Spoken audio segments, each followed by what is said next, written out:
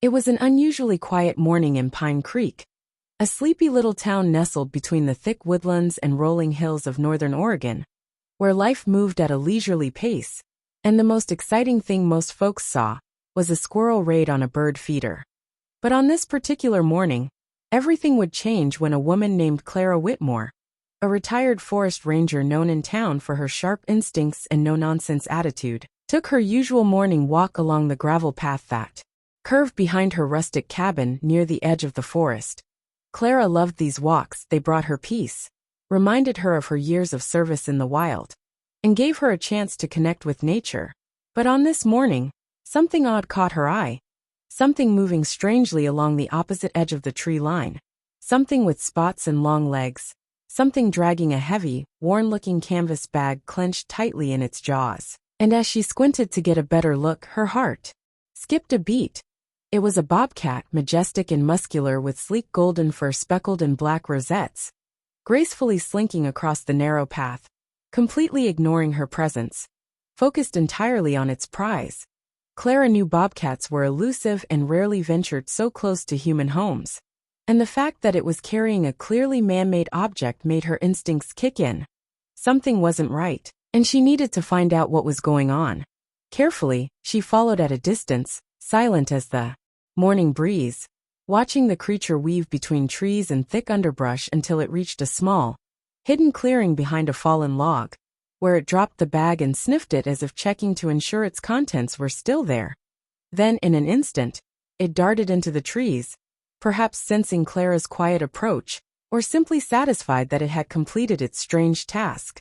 Once the bobcat disappeared, Clara cautiously approached the bag, her eyes scanning for movement, her hand instinctively reaching for the small pocket knife she always kept in her belt. Kneeling beside the dusty sack, she saw faint letters printed on the side, faded but legible. No map. And below it, what looked like a strange symbol, a circle split in half with arrows pointing in opposite directions. Almost like a compass but unlike anything she'd ever seen before. She hesitated, heart racing, wondering if she should go back and call the sheriff. But her curiosity got the better of her, and she slowly pulled open the top of the bag, bracing herself for anything. And what she found inside stopped her breath. A small bundle wrapped in thick wool cloth, soaked in what looked like red clay or... No, it couldn't be. Was it blood?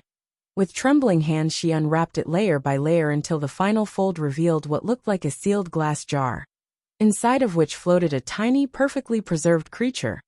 A frog with translucent skin, glowing blue veins, and two sets of eyes, one atop the head and one embedded inside its chest. Unmoving but eerily lifelike, as though it had been frozen in time. Clara stumbled backward, dropping the jar back into the bag, her mind racing with questions. What was this thing? Where did it come from? And what in the world was a bobcat doing with it? And that's when she heard it. A mechanical whir behind her, followed by a soft clicking noise. And as she turned around, she saw a drone hovering just above the trees. Its lens locked onto her, recording. She ducked instinctively, but the drone didn't attack or retreat. It simply hovered for a few more seconds, then zipped away into the woods. Realizing now that she had stumbled into something much bigger than a wildlife mystery, Clara snatched up the bag and hurried back to her cabin, locking the door behind her, placing the bag on the kitchen table, and grabbing her old Ranger radio. Though she hesitated before using it, unsure of who she could trust, still, she contacted her friend Marcus D'Angelo, a former biologist turned conspiracy podcaster, who arrived within the hour with a briefcase full of gadgets and a portable microscope, eager to see what the fuss was about. Marcus, wild-haired and wide-eyed, examined the jar with awe and fear, mumbling phrases like bioengineering and government prototypes, before concluding that the creature inside was not natural, that it exhibited traits not found in any known species, and that the writing on the bag matched symbols he'd seen in documents leaked from a shadowy biotech lab known as Helix 9, rumored to be conducting experiments in genetic fusion and time-based containment. But what really shook Clara was what happened next. As they studied the jar under the microscope, the frog's chest eye blinked, just once, clearly and deliberately, sending Marcus stumbling backward in shock. That night, Clara's phone rang from a blocked number, and a robotic voice warned her to return the package and forget what she saw. But Clara had never been one to scare easily, and with Marcus' help, she began digging deeper, uncovering a web of hidden trails in the forest, underground bunkers once used by Cold War operatives, and whispered accounts from local tribes about keepers of the forest, who once protected sacred creatures from being taken by Skymen. The next few days were chaos. Drones followed her everywhere. Her internet went down, and strangers knocked at her door pretending to be surveyors.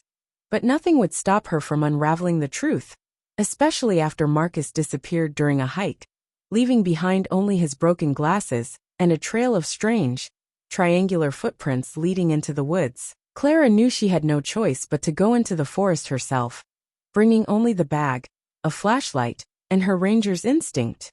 Retracing the Bobcat's path until she stumbled upon a cave marked with the same symbol as the bag.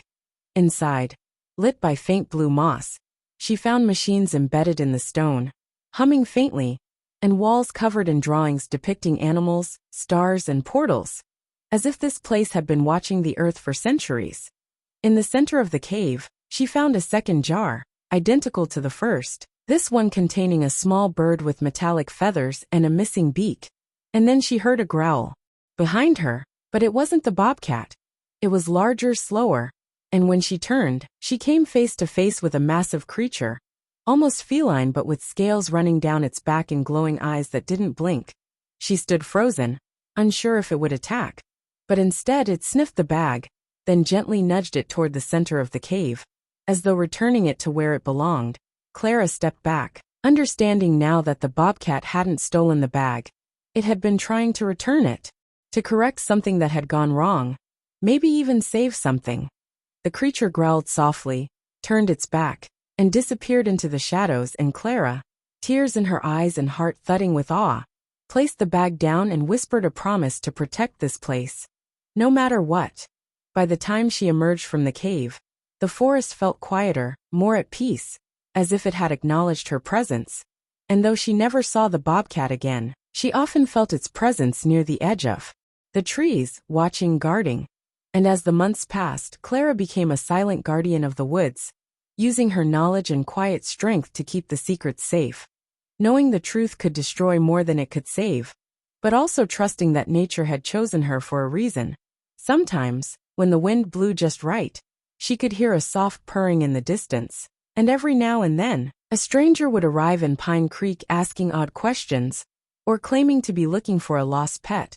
But Clara would simply smile, offer them tea, and send them on their way, knowing the forest had already made its choice.